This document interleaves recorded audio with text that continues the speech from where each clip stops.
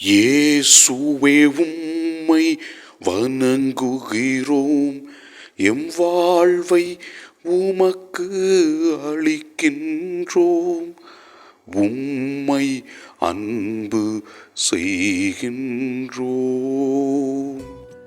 இறைவா, ஜபத்தில் உம்மோடு இணைந்து ஜபிக்கும் போது எங்களுக்கு உடல் உள்ள ஆன்மீக நலன்களை கொடுப்பவரே, நாங்கள் வேண்டுவதை செய்பவரே, நீர் செய்கிற எல்லா நல்ல செயல்களுக்கும் நன்றி சொல்லி உம்மை ஆராதிக்கின்றோம்.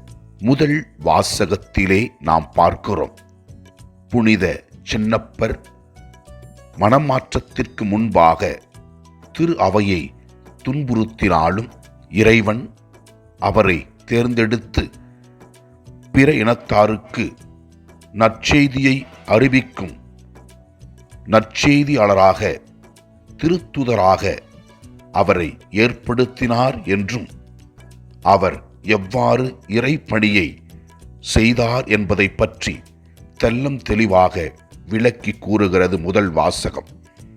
ஆண்டவரே, நீர் எங்களை உமது பணிக்காக தேர்ந்தெடுத்திருக்கின்றீர்.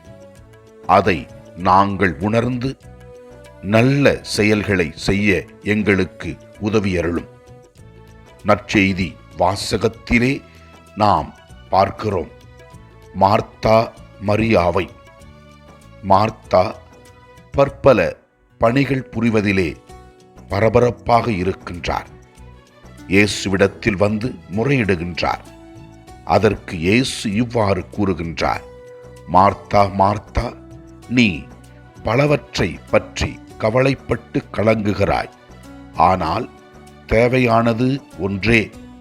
மரியாவோ நல்ல பங்கை தேர்ந்தெடுத்து கொண்டார், அது அவரிடமிருந்து எடுக்கப்படாது என்று இயேசு கிறிஸ்து கூறுகின்றார். ஆண்டவரோடு இணைந்திருப்பது, ஜபத்தில் இருப்பதுதான் மிகவும் சிறந்தது என்று இயேசு கிறிஸ்து வெளிப்படுத்துகின்றார். அன்பான இயேசு ஆண்டவரே, இந்த அற்புதமான நேரத்திலே தினமும் உம்மோடு இணைந்து ஜெபிக்கின்றவர்களுக்கு பல அற்புதங்களை செய்கின்றவரே, நாங்கள் எங்களுக்காகவும் எங்கள் குடும்பத்தில் உள்ளவர்களுக்காகவும் ஜெபிக்கிறோம். ஆசீர்வதியும். ஆண்டவரை நோக்கி நம்முடைய தனிப்பட்ட தேவைகளுக்காக ஜெபிப்போம்.